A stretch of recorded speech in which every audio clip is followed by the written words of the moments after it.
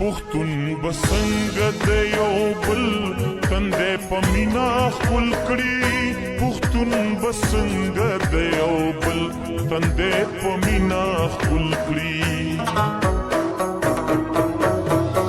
پښتون بسنګ د یو بل تندې په مینا خپل کړي پښتون بسنګ د یو بل تندې په مینا خپل کړي